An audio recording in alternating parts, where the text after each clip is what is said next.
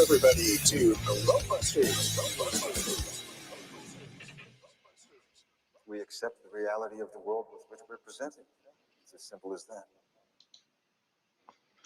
Hello, everybody, and welcome to GLOBEBUSTERS Tech. I'm your host, Zach, Good Times for All, and today we're talking about the magnetics, para, dia, ferro, oh my. But to start off the show, we're going to say hello to the panel and then make some announcements about some upcoming events to let everybody know if they haven't heard yet. So to start off, I'd like to say hello to Miss Karen B. Karen, how are you doing today, ma'am? I'm doing fantastic. Thank you for having me. Oh, Again. wonderful. Yes, you are always welcome here. All right, next up, we have Mr. Kyle Adams. Kyle, how are you doing today, sir? I'm doing fantastic. I'm always happy to be here chatting with my friends. Well, it's always a pleasure to have you, sir.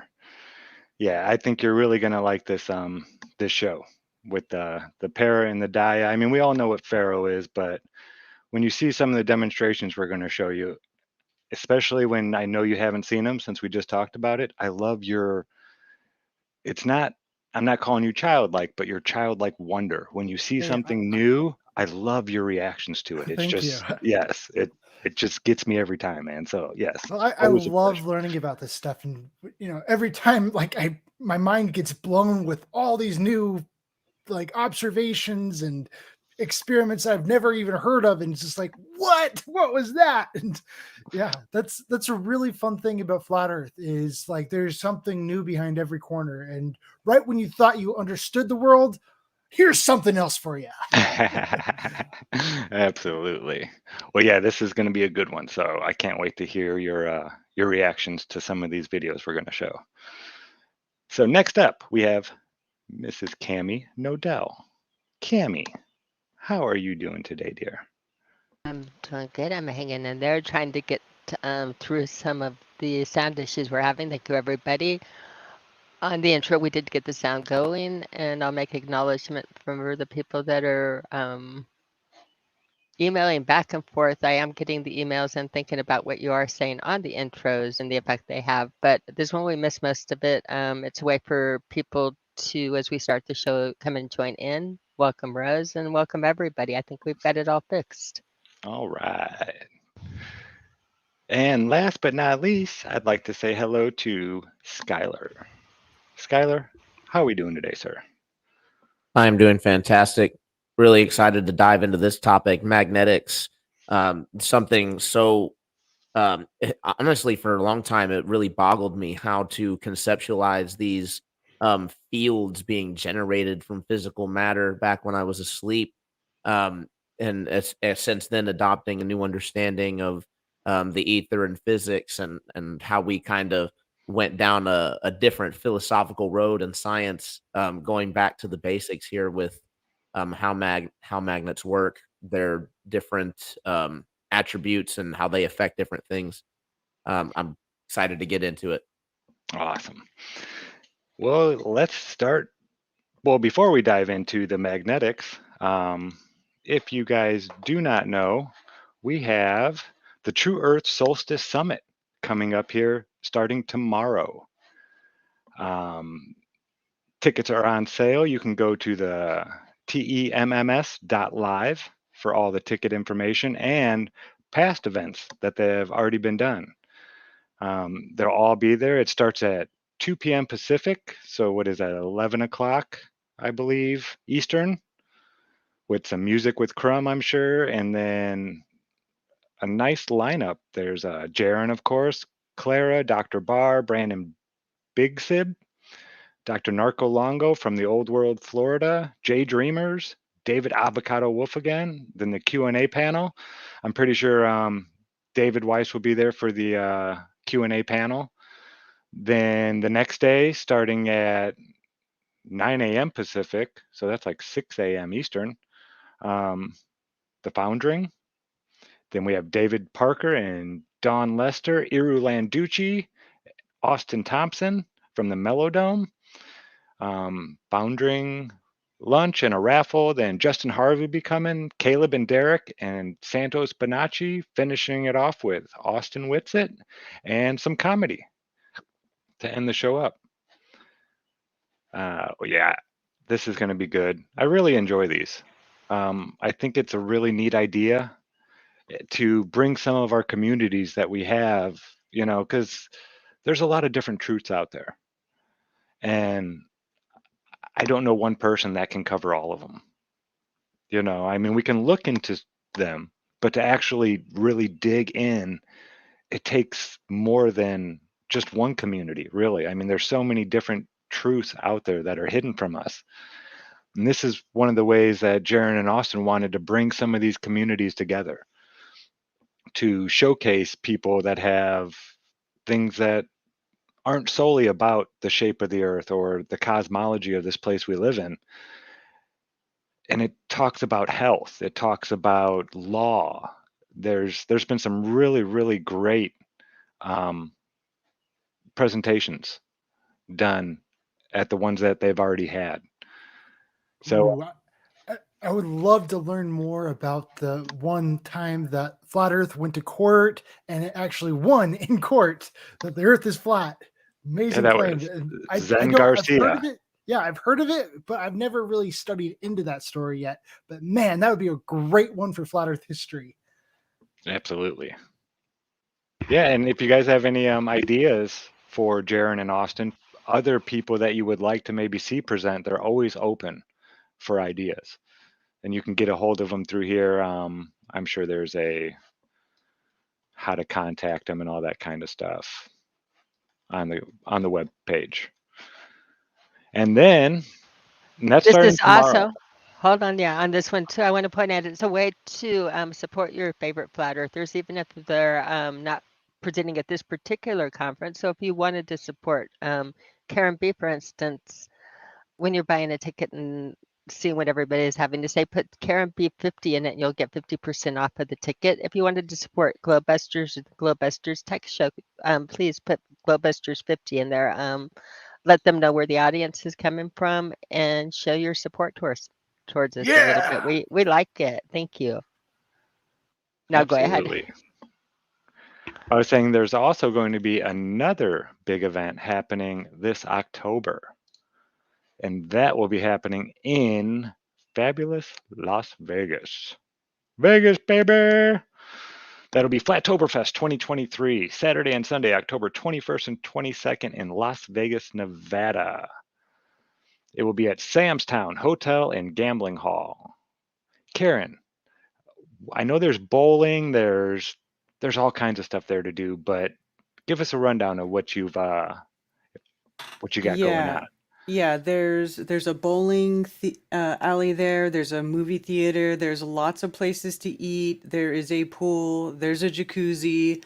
That's why they call it Sam's Town. They've got all kinds of stuff there to do. They have a really cool inside of that big hotel that you see there. There's a open atrium where they have a Mystic Falls Park where they have waterfalls and stuff inside of it. It's a really cool place. So I think we'll have a really good time there, and we have a lot of great presenters there and some music planned for y'all. I cannot wait. And we're international this year. Yeah, baby. Yeah, I saw we have Dave Murphy and Mark Devlin coming from across the pond. That's right. Awesome. Yes. I really enjoy both of those gentlemen, so I cannot wait. I do too. No, Karen even made a really good promo for that. Is that available for us to play, or is that something difficult to do? Because I really like that a lot, Karen. You did a great job on that.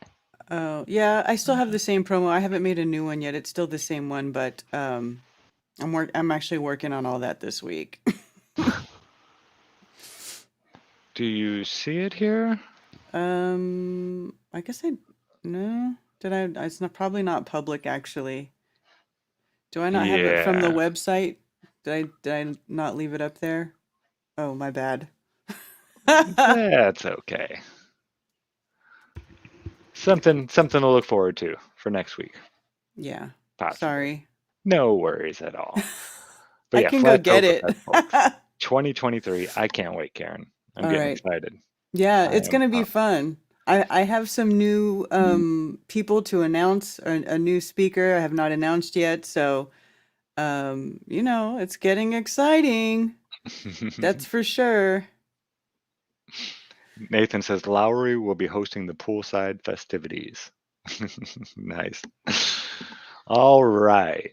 So get your tickets for Oktoberfest 2023 at flatearthfestivals.com for all your ticket information. Yes.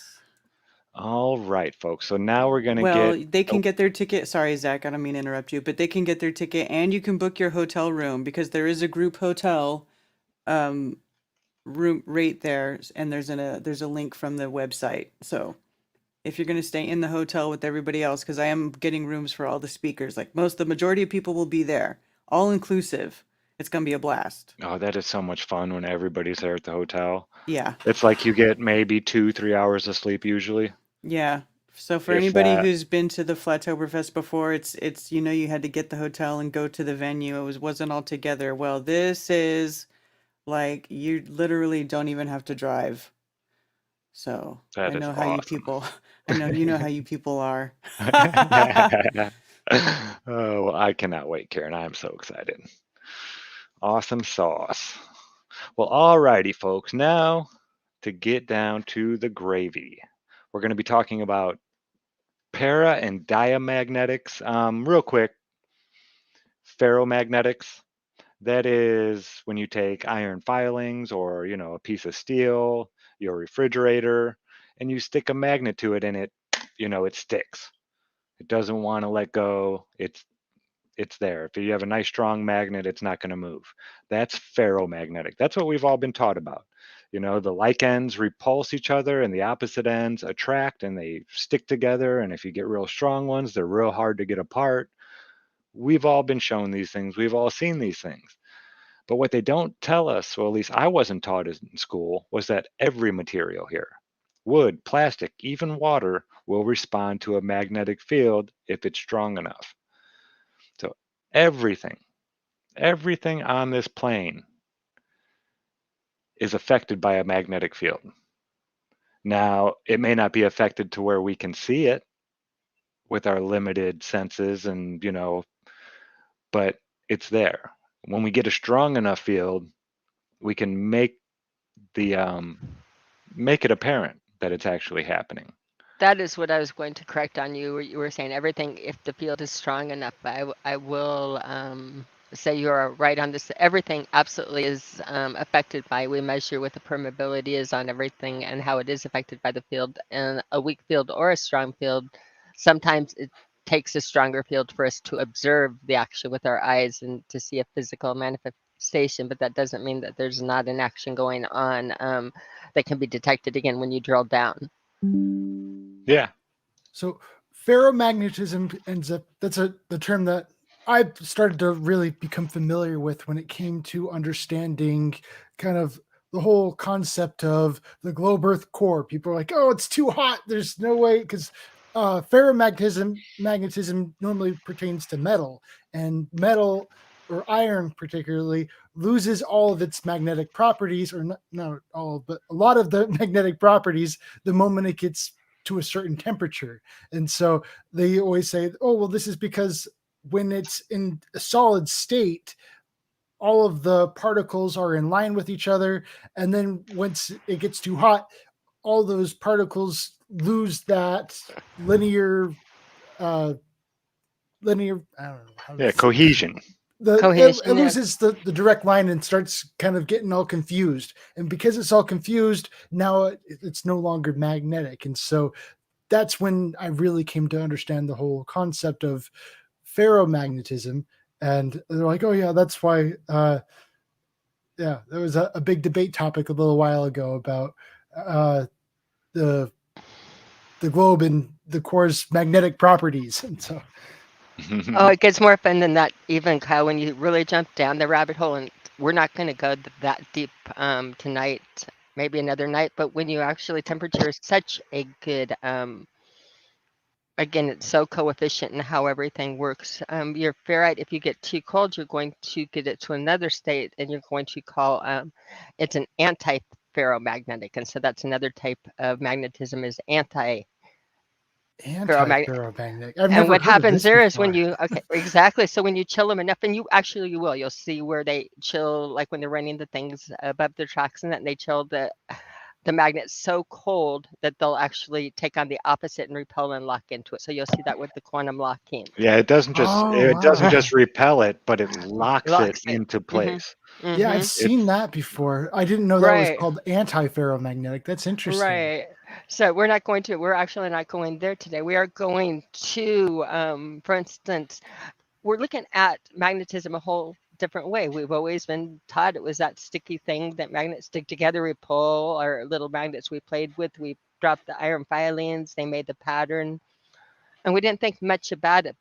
And we say that things react to things if the field is strong enough and different things like that. But really, when we step outside the box and look in, what are we in but a giant magnetic field, a giant electromagnetic field?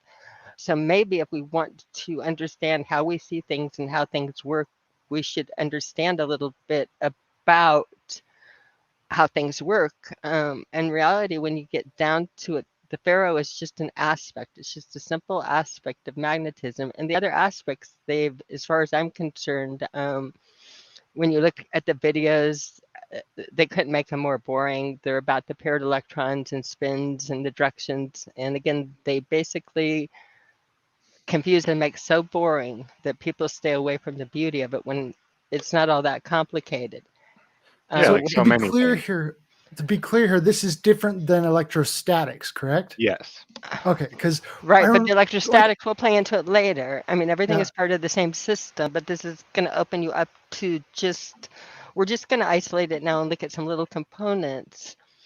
And so Okay, here. I vaguely heard of these terms before when I started looking into the alternative explanations for gravity, and I was looking into that, and so I was like, oh wow, everything is magnetic, and so maybe gravity is a thing of magnetics. And then after I started looking into this stuff, that's when Austin started to teach me about the whole electrostatic concept, which is a component of this entire stuff. That's the diamagnetism, dielectric. We're going to be getting that in the right-hand rule, and that's probably another show away up from this one. And I love it that you're taking it that far, but you're on the right track.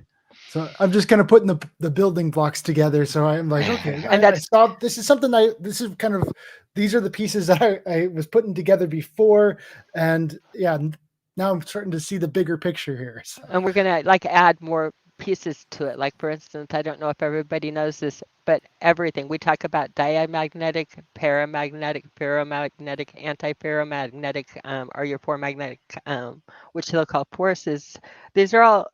What these all are is everything in nature, and I mean everything, every gas, every solid, remember how we broke refractive indexes and saw that we took refractive indexes of corneas and that? This is going to be much the same, that we rate all material on, is it diamagnetic, ferromagnetic, or paramagnetic?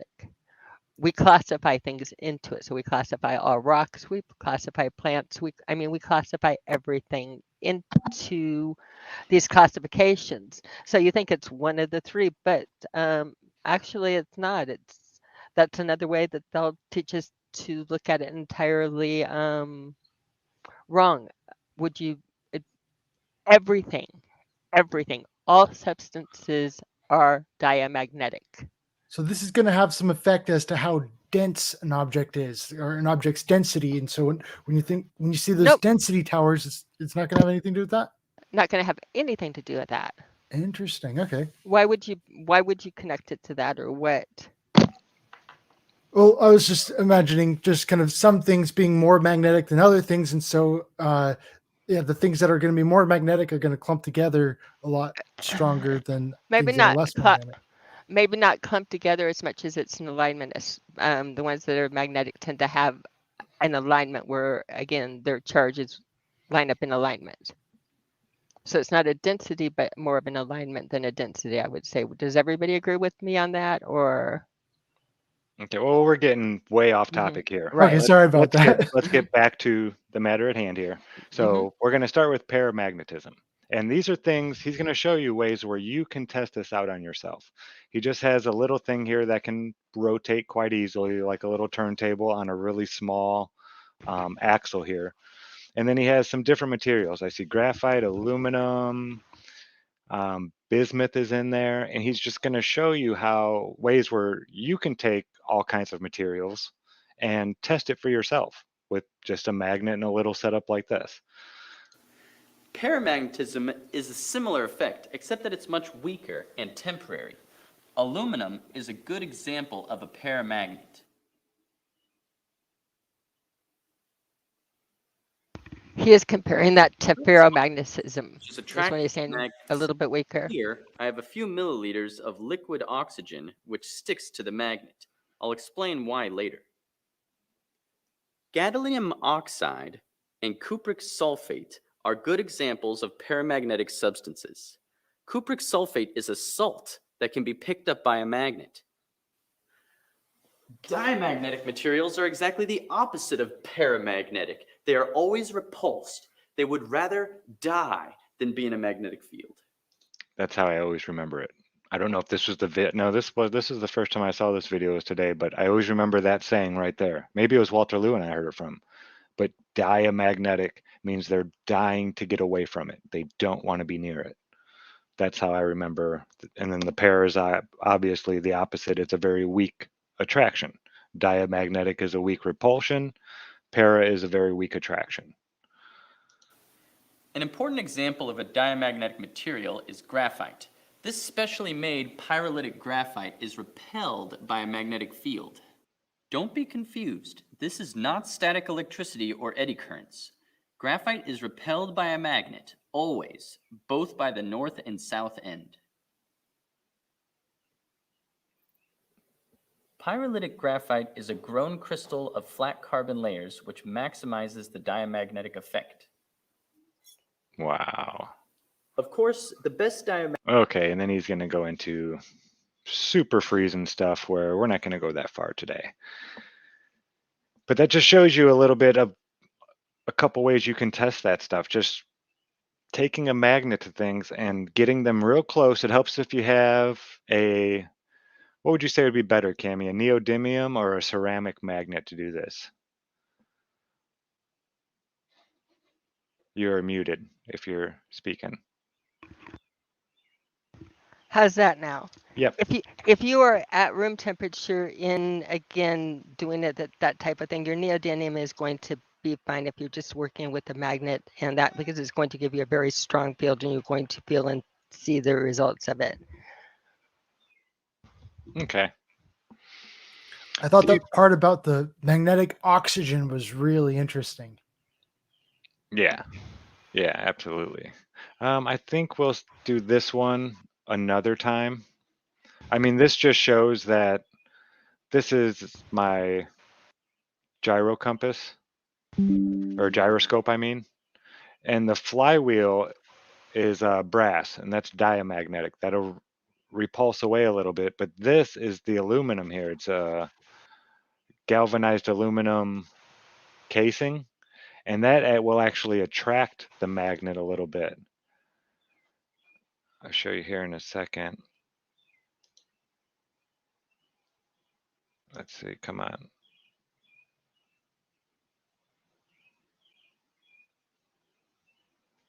Where do I do it? Oh, right here.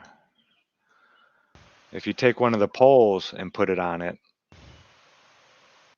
it will actually... Now, why is that attracted to it?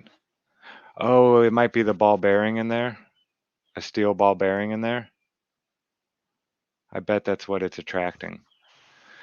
But in this video, I just show that when you spin up the gyroscope, it'll actually push it away. When the and it slows it down dramatically. So the gyroscope is spun up right now. I'm going to take that magnet that was attracting it, and just by pushing it away, now it repulses it. So when it's spinning in one way, it's attracted to, or when it's not spinning, it's attracted, but when it is spinning, it's not attracted? Yeah, see that? I'm attracting it right there. But when I go back here, while it's spinning. So vortexing would obviously have something to do with the trying to think of the way to put it, the difference between north and south polarity. I think so. Something to do with when a gyroscope is spun up so fast, there's something magnetic happening there. It's doing That's why it's something. reversing. Yeah. Instead of being attracted, it's pushing. So that is very interesting. But that's for another one. I just wanted to throw that in there. That'll be for when we talk about the you know, using real cold substances to do things or spinning things real fast. You can get magnetics to act a little different. But we won't worry about those for now. Oh. This one is the one I wanted you to see, Kyle. These are just real big, heavy copper pieces of copper and a magnet. Watch this. This is just boom. It's going right up to it and then just stops it before it hits it. Yeah, look. Yeah. And it's moving fast. He drops it pretty good. Never It touched just it. freezes, like no bounce at all, and then it just kind of slowly releases.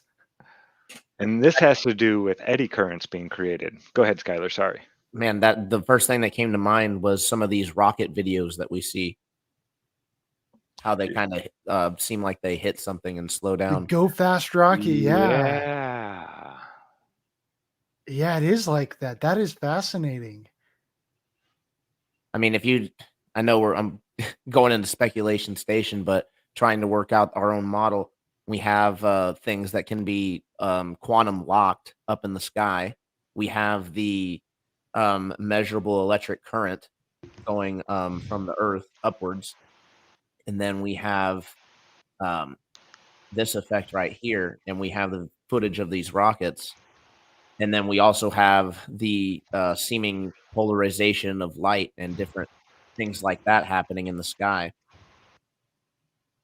Absolutely. Yeah, there's so many different things you can draw when you start learning So, about this right here. Skylar, when you mentioned quantum locking in the sky, are you talking about like a sun and moon, or are you speculating things about what the ISS could be doing? Oh yeah, not even just the ISS, but just technology in general that they send up there. You know, we don't really know the Like just full- flight technology that we're just not aware of? exactly. Now, check this out. This one's going to blow your mind. It did when I saw it. I did not know this. I knew if you hooked up an electrical current to these two and turned it on, that would create a magnetic field and it would slow a magnet falling through it. But here, I'll just show you. So he's showing you the two wires here aren't connected. And when he goes to drop a magnet through, this may slow it down a little bit, but I think the diameter is big enough to where this copper, see, it kind of just falls right through. Now, copper is diamagnetic, and it should slow it down a little bit, just a hair. But it's not really slowing it down all that much. Now we will go ahead. Now watch when he connects these two. So he's closing the circuit, and now All it this slows them because down. two wires are suddenly touching, and that makes a difference. Yeah, I did not know that, but it makes sense. An electromagnet doesn't work until there's, the circuit is connected. If you leave it where they're not connected, it doesn't do anything. But as soon as when you connect it like this, now it'll do the same thing. Ooh, see it light up the light bulb? It's showing the electricity being created as it's falling through there, Wow. which is again for another show, but I just think something that's really how neat. some bike lights, I've heard of people doing that. They get these little attachments that you can get on your bike. And so like I've seen speedometers and other little gizmos that you can get on just a basic ordinary like pedal bike. And it seems to work because of magnets kind of spinning around on your wheel. I think that's kind of a similar thing. Yeah. Now that's just magnetic levitation with two magnets. It's neat how you can kind of control it a little bit more with this here. Is that wood?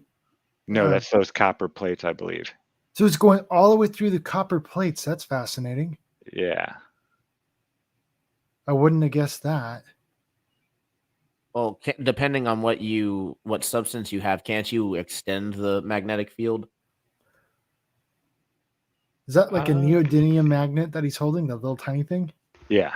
Actually, Okay. that was fabulous, Skylar, and that's something I want to demo a little bit later. Something that's really good at extending that field, by the way, are crystals, quartz in particular. But I'm going to let him finish because I'm going to take it in a whole different direction too after we're done with this. Keep going. Okay, so we've seen it with, you know, copper, aluminum, a couple different types of salts and whatnot. Now we're going to take a look and see if water reacts to a magnet. And in the video, he's explaining how that's just pure water right here, floating on a piece of foam, floating in water. A really easy way to do this. Now he's talking about how your blood, even though the iron in your blood is ferromagnetic, there's so much water in your blood that your blood itself is actually diamagnetic with all the stuff combined together. And I thought that was interesting. So like if you have a mixture of a bunch of things, sometimes it can you know, you could have ferro and para and dia and all these things mixed together, and one can overcome the other. Where ferro is usually the strongest, but if there's very little amounts of iron compared to the amounts of water in your blood, then overall it's still diamagnetic. I've definitely heard of the whole concept of magnetic healing. I can't claim I know anything about that. And yeah, but when you talk about the magnetic properties of your blood, that definitely comes to mind. I don't know if some people have had really strong experiences with it and say, oh yeah, I totally swear by it, it works. But I don't know anything about that yet. I always get really nervous about having magnets around me with my blood because I'm always worried about, like, for me, having like a neodymium magnet right in my hand, even, I kind of subconsciously think about like it collecting the iron in my blood, and all of a sudden now I've got like some kind of weird blood clot or something like that. Yeah. I think it's interesting that we bring up the how water reacts to magnets and the magnetic healing all at the same time. There is, and it's been a little bit since I've seen it, but I believe you can take a magnet and use that to vortex your water as well. Depending on the magnet's orientation, you place it underneath a glass of water, and you can actually create a toroidal, a cyclone, and Yeah, then people do that on their pipes that they're in their homes. I learned from when I was into biomagnetism and I took biomagnetism training. There's a sequence where you use 8 different magnets to create a vortex in the water. So there's a specific layout for it. I could show you if you want. That sounds fascinating. Yeah. But I actually have it. I bought a bunch of little neodymium magnets and I put them on my tub spout. So on my tub, whenever I fill my tub up, I'm using magnetically charged water. There's people that put it around their hose, and then they say that it helps their plants grow and stuff quite a bit. Mm-hmm. I haven't tried that, but I know a lot of people swear by that. Putting the configuration on a sleeve, and then putting it on the hose and watering your yard that way. I wouldn't mind trying that. I'm trying all kinds of stuff to get my garden going. Now what we're looking at on the screen here is a homemade ferro cell that I made. Just using ferro fluid, some 3-in-1 oil, cardboard, and 2 pieces of regular glass. Do you just get your ferro fluid on Amazon? Yes. Oh, cool. Yeah.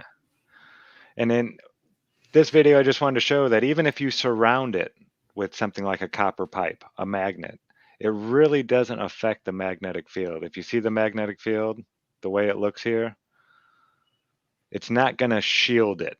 So something diamagnetic, if you wrap it around a magnet, it's not like the magnetism is then not going to reach beyond that anymore. But Zach, why does the gyroscope still spin when you put it in a box? What? You didn't follow? This whole No.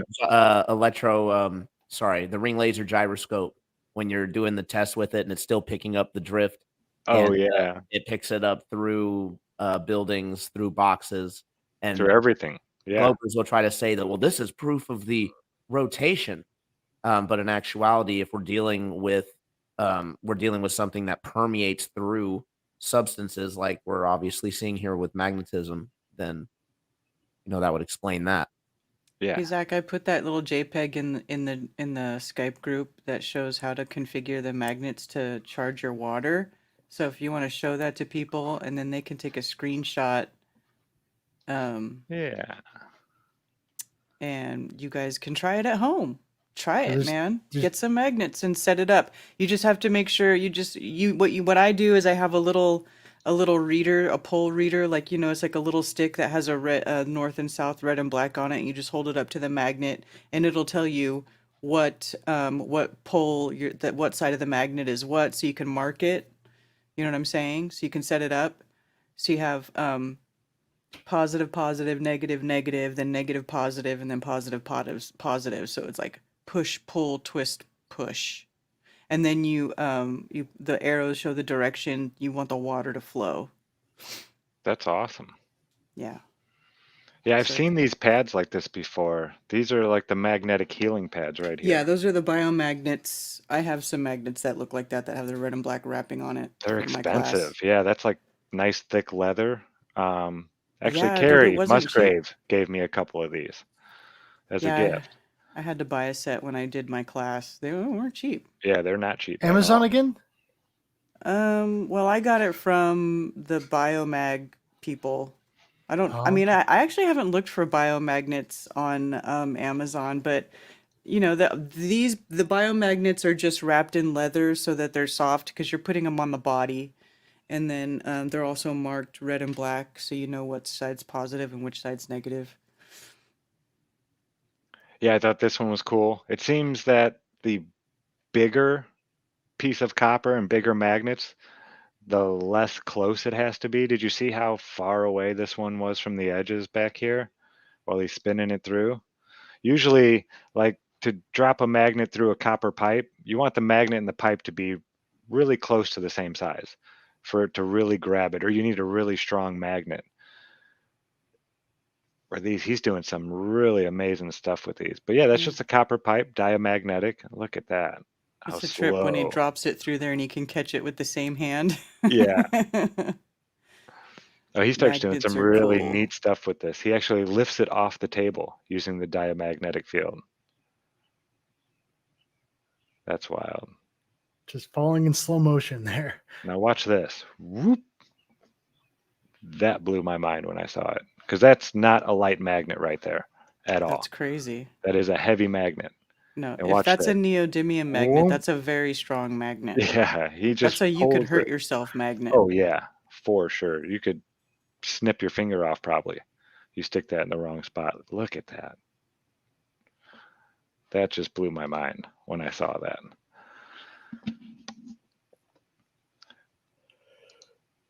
And I know Cammie had a couple videos that she wanted to show. This one was just a really neat video. Alexander Heck. I don't know if I spelled that right. Only 99 subscribers doing cool stuff like this. I don't know how many videos he has. That might be one of his only videos, but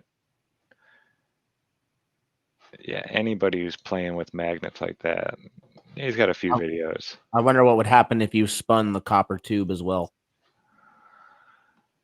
Yeah, like really spun it and put a big magnet in there. There's so many things I want to try with spinning magnets. Well, I'm starting to get the idea that it's all just vortex mechanics and with something that we're just not seeing. I agree with you, Skylar, on this. In fact, I'm listening to everybody. I have a different way of looking at this even than Zach.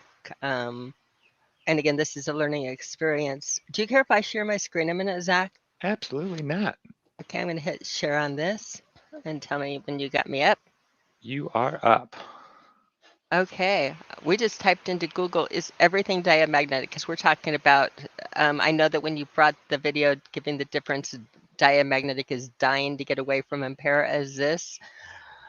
That is like, again, one of the main ways that one of the things I came across, and again, I came across a lot of confusing ways to look at it. But I think the way that makes the most sense to me, because again, this is something that for discussion doing it, I'm going to tell you, looking at it through the years, try to explain what makes the most sense to me and why, and what I think the spinning is, if we don't mind that tangent. We're going to write in, is everything diamagnetic?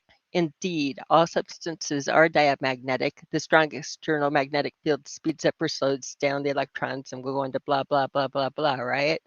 And it's like, what? We just said everything is either diamagnetic, paramagnetic, or ferromagnetic. And it's like, where do you go from there? But I think right here it answers it good.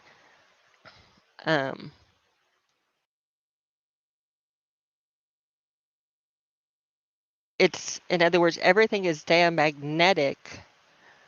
It's something that's present, and it's only when if something overrides that force. When we look at the magnetisms and the forces, let's see if I can put my glasses on and see what I was looking at, because we brought it up differently. Here I'm thinking about how every ferromagnet has a positive end and a negative end, and in one situation that attracts towards other magnets, and another situation it ends up repelling. And so is this kind of what you're saying, that everything is both magnetic, but it's also diamagnetic depending on the situation? No, I'm saying that out of the forces, like everything is diamagnetic to start up with, and that when you have these other forces in it, like again, other properties to it, it's only if we can't pick up the other properties. Let's see, I think Britannia maybe did it well. And did they take away my Encyclopedia Britannia? Indeed, all substances are diamagnetic. The strong internal feeds slow up. It's masked, however, in other words, it's masked. It's either masked by a magnetic attraction, which is paramagnetism, or a very strong attraction, ferromagnetism. In other words, everything is naturally diamagnetic, which you'll even see lining it up with your electrostatics and again your dielectrics and diamagnetism running on. That's like your up and down emotion. That's always, think of it as in your magnetism, in your field, a rain coming down like at 90 degrees, your diamagnetism, it's always there. But these other items, we rate things by their permeability and the way that they look. So every gas, every rock, everything is listed. Is it ferromagnetic like the metals? Does it have this strong overriding that it's reacting with the ferros like to that sticky, the strongest force? So you're no longer calling it diamagnetic anymore because it's an override. Think of it like in blood types, where you have an O blood type where you could be an A or a B, and if you're an A or a B, you could have you could carry the O and it not show up. So you call it an A blood type, even if you're an AO. It's just an A blood type. In other words, you're just dropping the diamagnetism because it's not the strongest thing you're looking at, but it's always there raining down. No, everything is And it doesn't change with temperature. Correct. It's just the dia is always there. Now the ferro is just very, very, it's what we're taught magnetism is the smallest slice of magnetism. It's your metals and things that become magnets themselves, and that's what we're taught entire magnetism is. But it's in nature, it's your smallest group of things that have that very, very strong reaction that overrides it. And then the para is a weaker form of that, where it does not retain it. So I almost think of your paras being your spins, your repulsion almost causing your spiral that you see with the two working in tandem. In other words, you have everything raining down, you have some things repulsing and going apart, so you would get somewhat of a spiral. But the one thing I was going to talk about with the spinning and the vortexes, and again, the scope and the way that when you spin things, it defies gravity. What if seriously just spinning something quickly, you're messing up its alignment with that straight up and down? Just as simple as that. Well, Just something, yeah, I mean, and this would work with what Skylar is saying in his vortex. This is just a different way of looking at it. But who's the guy who spun things? What was that guy's name? He would spin things to crazy yes, amounts, like yes. 30,000 revolutions per minute, and he could get things to float almost by And doing this that. is, yes, and this is, if Bob were here and he said it, I would be able to pull it out at the tip of my tongue. Either one of us. I miss my husband in the doing that. I know it. Me too. Just having him there to Professor Latham, Lathwaite. Lathwaite. Yeah, Eric Lathwaite. We're working ourselves there. Eric Lathwaite did the spinning. As far as, again, and so when we pick up that ferromagnetic pattern, you pick up, you look at your toroids and you look at your different things in your ferro patterns. Your ferro is simply how the metals are reacting. Again, something else, and it's sticking, it's a heavy force right to that pattern. Other things, I asked somebody that was brilliant in my mind. I wanted to make a paracel. Like you have a paracel. I wanted to see how, I wanted to see the para field, like we were looking at the ferro field. And Zach, you'll remember we went on a big tangent. I was looking for motor oil and different things to see this, and we put a stop to it because he said, "That's brilliant what you're trying to do, but what's going to happen is other than the initial movement, it's over with. It's not a hard sticking action like the ferro or something that's going to hold. Again, something in motion reacting. Very weak. Yeah, it's very weak. Something coming down along with the dia field and falling down. It might Yeah, be we were affected by actually it." looking into copper brake lines on high-end European cars. A lot of times they'll use copper brake lines, and what happens, the brake fluid actually breaks the copper down into tiny microscopic pieces. And we were going to try to use that like a ferrofluid. It was listed as what would be, again, an ideal ferrofluid. The oil mixture with the fine particles of copper from the injector field or whatever it was going through made for a perfect parafield, except for like if you were going to make a diacell or a paracell, the ferro, you get to see it sticks to it. You see the pattern there. It's a static pattern. It's not dynamic, it's static, it's strong, it's forceful, it holds, it grabs in alignment, and you see it. These other forces are fleeting in motion. They're like rain. Again, the dia, think of it as raining, and then the para, see it as a like almost a repelling the other direction. There with the two together where it's raining, you would almost pick up, to me, a spiral or a perfect vortex happening from that. When you put it in series, you'll get it to work in motion. What Karen said, and I want you to show those videos on what she was showing, because again, it's putting it in motion. And I think what I have up here, right here, let me show this just to see, like, again, different permeabilities and how the permeability acts. We talk about, are things magnetic? We're inside the field. Everything is reacting to the field we're in, and so it's more or less learning on how it reacts to and what affects it. I'm going to show you something very, very cool. Karen, you're going to like this a lot. Yippee. Yippee. Let me get a light on so I know where to start and stop it, because it is a longer video.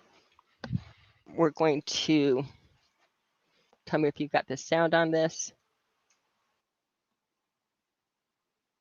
No, I'm not hearing it. You know what? Is it easiest if I pop this into Skype and give you the moments to play on it? Yeah, you can do that. Okay.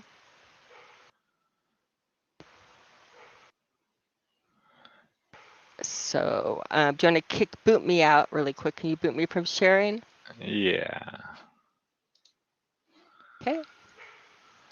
And And this, here I'm just showing some gases. I mean, they are ionized. They're a plasma, so it's not really a gas anymore. But you can see the plasma is definitely being affected by the magnet. I've done this with my this same setup. I was going to set it up, but to get the camera close enough for you to see what's going on, I would have to get it close to my computer, and I don't want to do that. I don't want the Tesla coil that close to my computer. I didn't even think about it to make a video about this, but yeah, that's pretty much exactly what it does. Dan Dimensions, Let There Be Light, the name of the video is called. Really great stuff with all the different gases and different things that can affect them and stuff like that. And you drop that in Skype, Cam? Yeah, when that's affecting the plasma and the different gases, Mhm. that's going to affect the refraction rate, right? It's going to affect everything. It's going to play, and again, it's a dynamic system. This, if you play the beginning of it, just hit it 0 a minute. We'll let him talk before he gets into too gobbly or too technical. Okay, here we go. Okay, let's take a look at something neat, and I'd want you to duplicate this yourself, and the only thing you're going to need. I know that voice. That is Ken Wheeler, folks. If you don't know Theoria Apophis on YouTube here, I learned a lot from him. Is a powerful neodymium magnet and a sufficiently sized quartz crystal. This one's rather large. You don't need one exactly this large. Now, as I've stated, a lot of the important stuff, humanity's just starting to uncover, and certainly stuff that I was never taught in school or college, and neither were you, is that the entire world is based upon the premise of resistance, capacitance, permeability, and permittivity. Magnetic permeability, dielectric permittivity, resistance, and capacitance. Now, we all know about quartz movements and watches. Hopefully, Go ahead and jump ahead to 218. like, for example, say silicon dioxide or electrical circuits based off of the piezoelectricity properties of quartz. Now, let me start by saying before I go any further that I have absolutely no connection whatsoever to the New Age movement, to the crystal rubber movement. I put this in for you, Karen. Wear stick crystals on your forehead. He always says that. The It's whole funny. New Age movement. So I actually have to get that out of the way since I'm It's like, actually yeah, we definitely don't have a magnetic field on our body. no connection at all. What would I tell you? And like I said, you can duplicate this yourself. That if I can get better resistance, feel better resistance between this 2x2 by 1 inch neodymium iron boron block magnet in 50 Gauss and a quartz crystal, greater resistance, greater feel at distance than I can between it and, I don't want to get it too close, it'll jump right there and it'll actually break apart, than this little quarter-inch neodymium. I mean, let me go out here, even outside of the field. See, I can actually feel nothing out here. How close do I have to get before I feel something? Right about Better here. hold on tight Out to here, that. absolutely nothing. Now he's going to be doing this for another few minutes. Why don't you hop over to 1045, This yourself. and we'll actually see him That I do can the experiment. actually He's going to for the next 8 minutes talk about without doing it. That's pretty far away to be feeling it. Yeah, feeling it is far away, but wait for this. Wait for this. Magnet? No, that's not possible. Well, you have to understand what's going on. Quartz crystal structure itself, since it's silicon dioxide, is highly polarized. I said everything is about resistance, capacitance, permeability, and permittivity. In this case, we're talking about magnetic permeability. For example, superconductivity doesn't actually exist. It has nothing to do with conductivity. When you super chill, and I grew up with sets like this. I was like a mad scientist growing up. I actually Good advice to look for fractal woman. Mm-hmm. And I had yttrium, barium, copper oxide, quote unquote, Love her. superconductor sets. Love her a lot. Cool it down with liquid nitrogen, Ln2, and a little neodymium This is magnets 1045. above the yttrium, barium, copper oxide. This was, I was told that. No. What? Yeah, I You would gotta go go to all the 10 way minutes. to 10 minutes and 45 seconds. He's gonna try to dazzle us with his brilliance for the next 8 minutes before we go to him actually showing it. So that's Did he say something about polarization and Yes. magneticity? Yes, you'll want to go back and do it, but yes, he will get off track or take us here from where he is showing us. But go ahead and start here at this calendar and watch this, because you can go back, and you should go back and watch this video. We'll drop it in the chat. How far off it can be felt than another neodymium magnet against this magnet. And to some people, that is mind-blowing. It's like there's no way that, two powerful ceramic neodymium iron boron magnets, you can feel them quite a ways off. but you can actually feel this even further off because of the fact. And like I said, this is going to be the basis for vector-specific read-write media in the future, vectorized resistors. We're going to have a whole new branch of understanding and of electronics that's going to change the face of humanity based upon what I've actually deemed piezomagnetics. Instead of piezoelectricity, we have piezo permeability, where we have a specific lattice work, a molecular lattice work of crystalline structure. It doesn't have to be quartz necessarily, where we're able to design and to create new electronics that work off of three-dimensional vector resistance, read-write possibility. We'll have field resonant vector permeability, which can basically change the dimensions of not thinking in a linear two-dimensional fashion that we do now with circuit boards and processors that work on a two-dimensional level, but work in a three-dimensional lattice work, not only of memory storage, read-write of data, resistance, capacitance. We can have three-dimensional processors. We can have three-dimensional resistors that work off vectorized field permeability. This isn't a fanciful pipe dream. It sounds like he's describing No, the right. human body. Try going back. Did he not? He was actually showing how far he could do it. Was that This was that I right did it before? right where Or is he you. doing it right now? And Maybe he'll do it now. Point as Yeah. far as the crystalline lattice structure of the permeability of this quartz silicon dioxide tetrahedra. Okay. Basically, we're talking about in very, very simplex terms. Let's It doesn't see. have to be this large. Maybe okay? right here. Now, like here, for example, at this specific vector on the crystal, I actually feel nothing. But at this one, on the tetrahedral silicon dioxide crystalline structure, I get incredible resistance from magnetic permeability, low magnetic permeability at this distance, which is about 50% further away than the magnet, where I couldn't feel anything. This magnet, this is a powerful neodymium iron boron magnet. I can't feel anything, or even out here. How It's close more magnetic than the neodymium. Just that little thing of crystal. it'll just jump to there and it'll shatter. And it was But- really neat because he said it was in a certain orientation. He felt it Only was. in certain orientations and vectors, and the way that this is leading. Yes. Interesting. Oh, man. It's like, why would we ever make crystal grids? Mhm. Why would we do these like woo-woo science things? Well, yeah, the crystal woo-woos.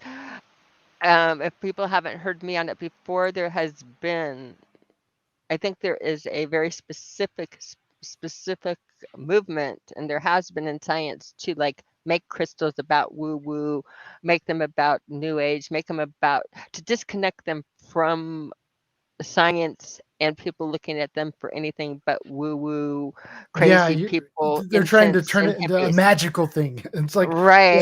yeah, the whole thing with the trolls and Frozen is kind of, it's all about, oh, crystals are magic. And so if you're into witchcraft, then you're into crystals. And that's kind of the way social media is really kind of trying to portray them right now. It's the way they occult the truth. They make, yeah, again, you either make fun of it, you make, you ridicule it, and again, you take this, you divide the different groups so they don't talk to each other, because again, the things do need to work together. So again, it's a classic tactic, and making crystals all about woo-woo instead of the properties that they have, which are amazing, and that we build everything based on it. We're sold into it that it comes with incense and feel good. And saying energy with it is a joke when there could be anything further from the truth. Energy very much through crystals. Okay, because I happen to have a neodymium magnet and a clear quartz crystal within my reach, I had to mess around and try this, and it's so trippy. I'm gonna have to try it now. What I find interesting about it is that, especially when when people talk about the woo of crystals, and it's like, oh, it's just, crystal healing is all woo. But it's like, no, we have a magnetic field, although it is very subtle. There's something called biomagnetism that goes hand in hand with bioelectricity. And so, yeah, I mean, it makes sense to me that orienting certain crystals in certain directions with an orientation to you would have a effect in some way.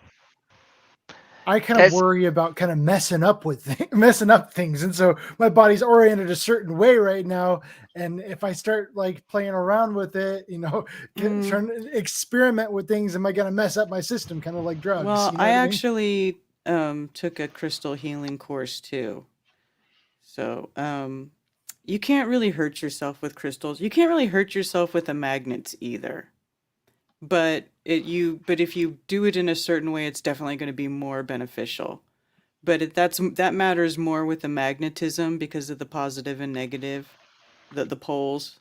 You know, they actually but where crystals don't necessarily behave that way, they don't have that strong polarity, but they do have different like vibrational rates, I guess, or it's referred to as the dominant oscillatory rate. And so certain crystals, and the way you know that basically is by their color. That's why the chakras are color coordinated, and the crystals that you use on those chakras are going to be color coordinated. So like in your root chakra, you'd be using red crystals, mostly like carnelian, vanadite, garnet, that sort of thing. And you can also use dark crystals for grounding. So anything into the red into the darker color. And then, basically from there you just you can color match it. Orange crystals for the was that sacral chakra, and then the solar plexus, you go yellow, so on and so forth. And it's the only one really that you can kind of go off with is the heart. So the heart is green, right? But you can also use rose quartz for that, which is pink. I'm not really sure why that is, but the rose quartz is also, you can interchange that with the heart chakra. You don't have to necessarily use a green crystal for that. I think And you then can use it because it's a mix between the purple and the red, so it's the root to the crown. So can you get two crystals to stick together like a ferromagnetic? I guess everything is a crystal, right? Everything that's solid is a crystal. So I guess that's kind of a trick question, but I'm talking about like the quartz crystals here. Can you, if you just orient two quartz crystals just right next to each other, can you get them to have an I would attraction say between the two?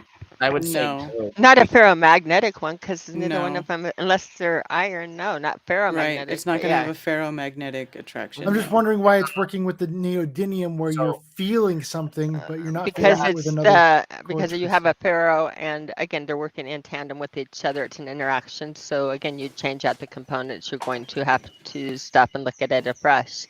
I do know with what this is off topic a little bit, but with what we're showing on the screen, Dan dimensions were crystals and talking. One of the things that I picked up when I was at the rock show with Karen, my secret escape, were these little bases for spheres, or I did some pyramids and that under it, that are just LED bases to put under your crystals. And I have a white one, and I have one that rotates all the different colors. You guys know the little rotating colored light ones. And you don't think about it much. I put a little bit of filter, a couple sheets of paper between it to make it really soft at night, and had it in my room last night.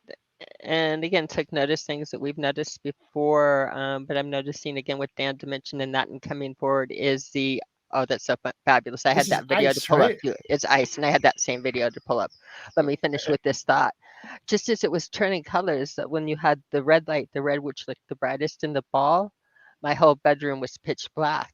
But when I had the bluish purple on, which looked like the dullest color looking at the ball, my entire room, I could make out the dressers, I could make out everything through it. So it was amazing, just the features I could see through the different light as it was filtering It's through the quartz improving your crystal. vision. No, just the different wavelengths of light. It's just the way they illuminate the ultraviolet illuminates the whole room, reaches further, and again, you see things so differently through, again, I ran it through a crystal ball, through a quartz crystal ball, which made it probably more augmented. But So you have a light going through this thing, kind of like one of those salt think of, stone lights. I have a small crystal ball. It's quartz crystal, and it's a sphere. And I have it in a little base, and then a little LED that changes color. So 1 minute my ball is red, the next minute it's yellow, the next minute it's green, as it shifts through the colors. Oh, okay. But as it was shifting through the colors, and I'm not looking at the ball, I'm looking at the room. And again, when I'm looking at the ball, the red looks the brightest, and these other colors look duller. But when I'm turned around the other way, and then trying to figure it out, when it's red, I don't see anything in the room at all. And yet, when the ball is on blue, the entire room, just the way the different lights interact throughout the entire, again, atmosphere. I suggest people, again, pay attention to how things actually act in reality. That one I might have to show on an experiment Yeah, because that it's an easy one to set up. that observation kind of contradicts the idea that the whole spectrum of light and the last color that you would see is red and the first one would be blue, because you're kind of seeing the opposite here.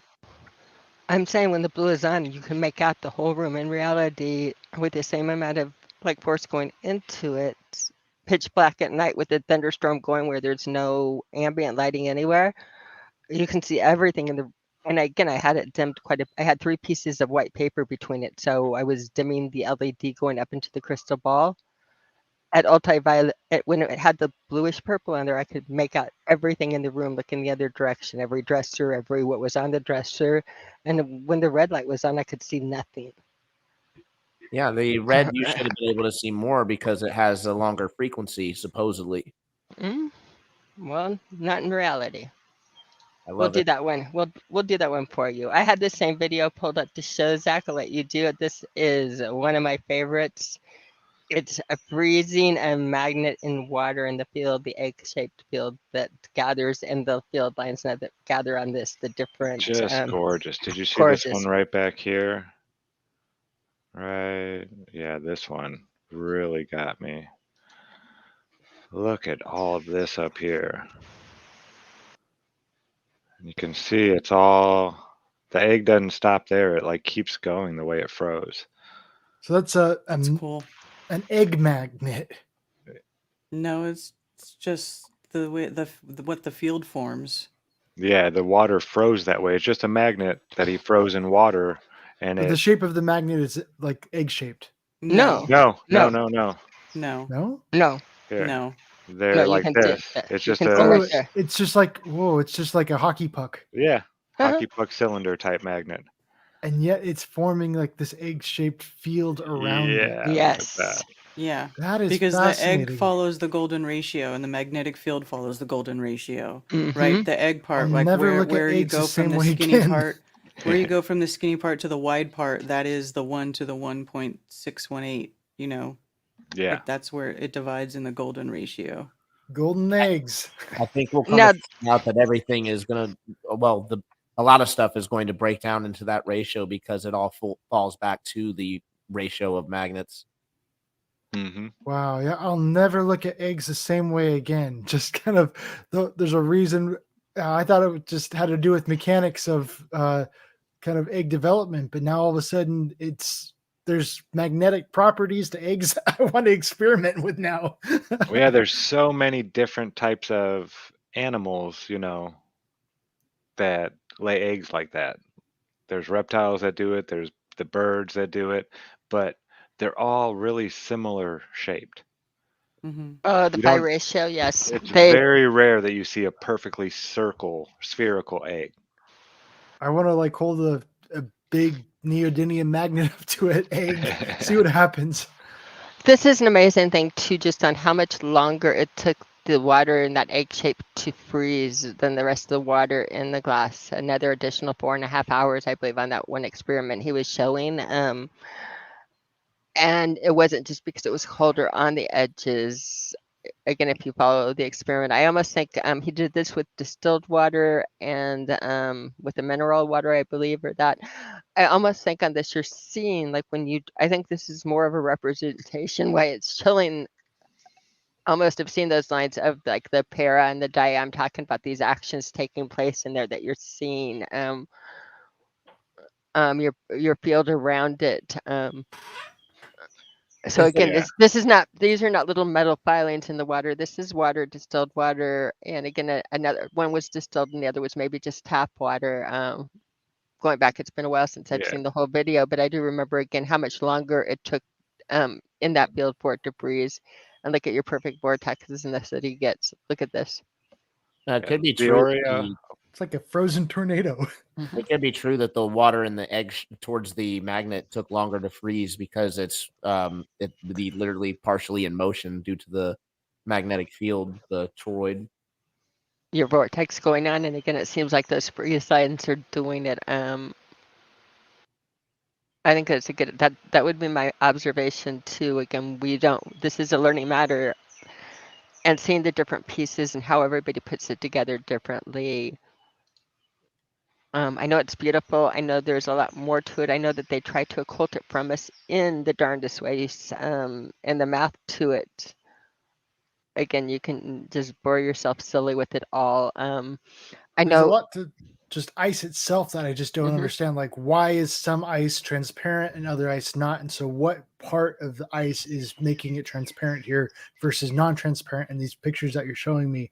And it's gotten me thinking about, you've seen those ice spheres that they have that are like completely transparent, and that's kind of a really neat quality that some of them have, is not being have that, not having that opaqueness to it. The study on the magnetisms and the different ways it affects everything is amazing. Again, the rabbit hole you'll go down to. I have a PDF up on my screen that I probably won't pull up for you, but it's even talking about the petrol industry. Now, remember, your Ferro is your strong action, and your Ferro, not only is it your strong action, but it magnetizes what it's working with. So it's magnetizing your little iron filings. It's turning these things into magnetic themselves, where again, your para, it does not have an after effect to it. But where does that come into play? In the petroleum industry, they study the ferromagnetics of it, because a lot of your oils going through magnetite and lodestone and that pick up magnetic properties. And so a lot of our oil flowing is magnetic and is judged by that. So again, really just fun, fascinating things where they're measuring it, picking it up, and studying what it means. You'll pick it up in every field, everywhere. Yeah, if you're interested about learning more about magnetism and really digging in, this gentleman here, Ken Wheeler, Theoria Apophysis on YouTube. He's actually written, he's on his fourth, I believe, his Fourth he's edition. fourth Or edition of his yeah. book on magnetism.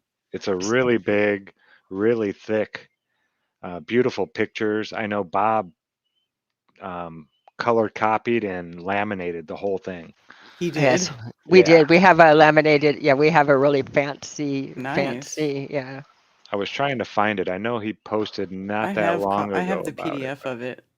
Yeah, it's No, I have the pretty book. I can amazing. pull it out. Yeah. It's really in depth though. You really gotta. But yeah, that's Ken Wheeler, folks. Really, really interesting guy. Taught me a lot about magnetism.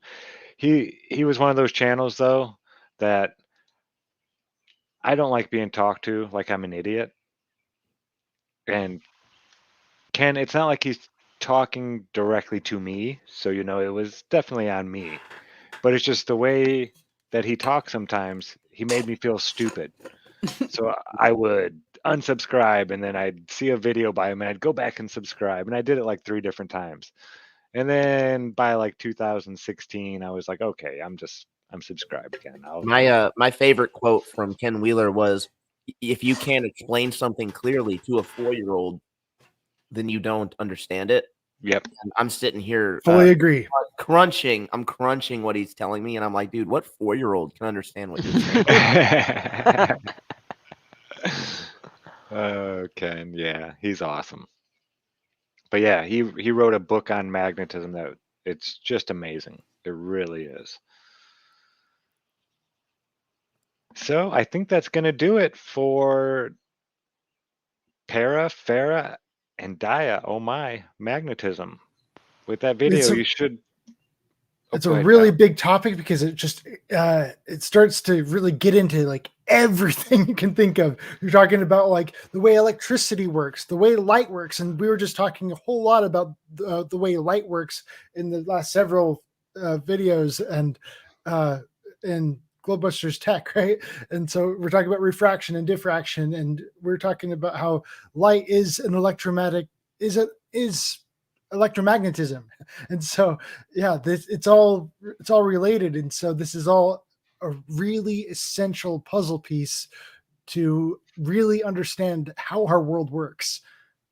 Oh yeah, this is, and it's a little more advanced, but it's one of the key puzzle pieces, like you said. This, to actually comprehend all the different forces and how they're interacting with each other, magnetism is a very big part of that.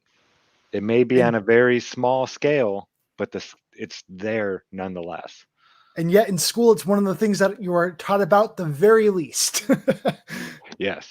Yeah, like I said, I learned about ferromagnetism. They didn't even call it ferromagnetism. They just called it magnetism. And it was, this is attracted to each other or attracted to metals. And that's what I learned about magnets in school.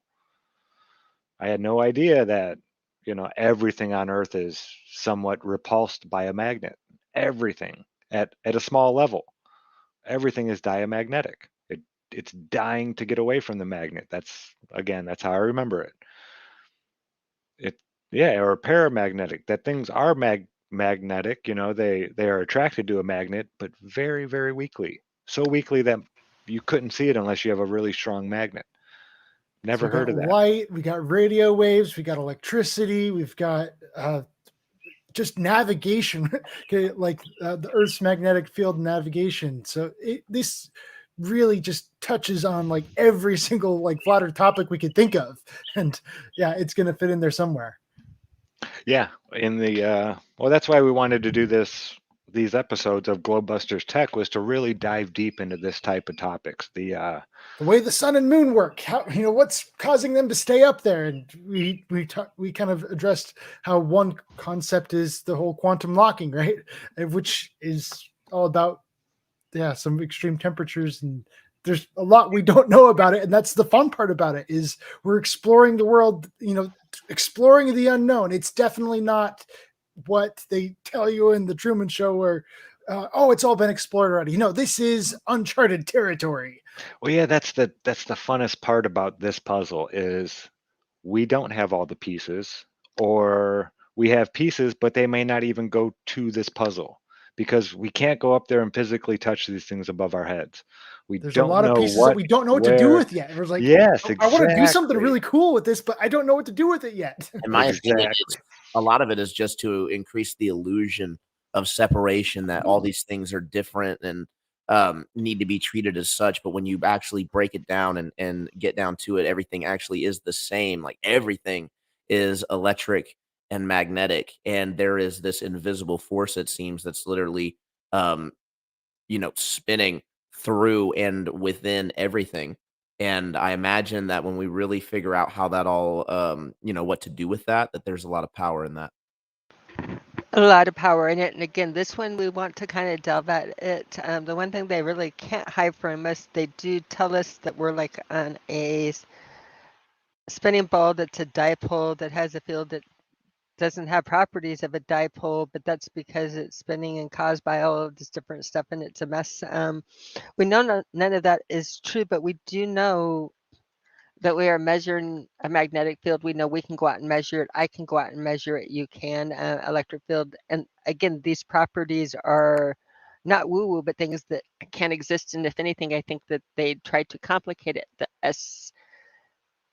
the topics to us instead of, to occult them, when they are things that we need to be looking at if we are looking at a flat earth and how it works. And again, what we're seeing, if we don't look at it through these filters, we're not looking through reality, as things that are really there. If you want to dive into going forward, we're going to call this a touchstone, and open, get your curiosity going on it, because you need more of it to go further, a better understanding else than anything we say in the future. Again, if you look at it through just magnetism is a sticky action between metal magnets, it can't make sense, but that's not reality. Fractal Woman, I highly recommend her channel when looking at magnetism. I think she's got a very, very good take on it. Theory Many topics. hypothesis Fractal on many. Woman, many topics, not just Mhm, magnetism, but electricity and all mhm. kinds of things. Brilliant woman. Love her. I also have another, we have, of course, Theoria or Ken Wheeler. Wonderful learning. Learned so many things from him. He does, again, keep with the complex. Fractal Woman tries to simplify it even more, which I love it, the way she does it. There's another channel out there I've been really hooked on, and it's called Learn and Have Fun, LEARN space in space HV space fun. It's a channel that actually sets up magnets and circuits and does a lot of hands-on tests, trying things out. I dropped it in the chat. I know I've learned a lot from it. This is a learning experience, but again, to go further, I do know that I've got like different possibilities of how a lot of things do work in the realm, including the skies and different topics, but nothing I say is going to make sense until, again, we have a different way of looking at things. And so hopefully a fresh, real way of looking at things. All right. So that's going to wrap it up for the magnetic part of today's show, folks. We're going to go over once again. The True Earth Solstice Summit is coming up starting in just 3 hours, 37 minutes, and 3, 2, 1. The final countdown. Get your tickets now. If you want to support someone that isn't even going to be presenting, I know GLOBEBUSTERS 50 will help support getting more toys for the children. I like to call them toys. They're magnets and polarized lenses and all the neat stuff that Cammie and I like to give out at the events. Just little grab bags for all the children that come up. That's how we learn, is by playing. And I think it's so important that the children play with this stuff as children when they're not, their brains haven't been, shaped to think in just a certain way. I think they need to get their hands on all this stuff at a young age so they can actually use their creativity and their own intuition that hasn't been, muddied. So the True Earth Solstice Summit, folks, get your tickets. It's going to be awesome. Starts tomorrow, 2 p.m. Pacific, 11 a.m. Eastern. And coming up in October, again, Flattoberfest, Vegas, baby. 2023, October 21st and 22nd, Las Vegas, Nevada, at Sam's Town Hotel and Gambling Hall. Looks like a really nice place, too. Not on the strip, so you're not going to be surrounded by a bunch of yahoos. Yeah. We'll be the only yahoos there. Yeah. And the strip's not far away either. It's not like you have to go, It's like 20 minutes. It's across town. Yeah. But it's not that far. If you really want to go there at some point, you can, obviously, very easily. And also Fremont Street is there. So it's going to be a blast. I can't wait. So we're going to get out of here. I'm going to end it with a Flattoberfest video. Flattoberfest is going to Vegas, baby. I hope to see you all there. I will be there for sure. Remember to be good to each other and don't lie. Open your mind because there's truth inside. Peace out, everybody. Peace. Peace.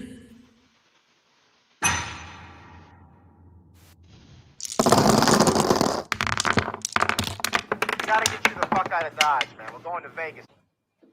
What are you talking about, Vegas? Vegas, baby, Vegas. What do you mean Vegas?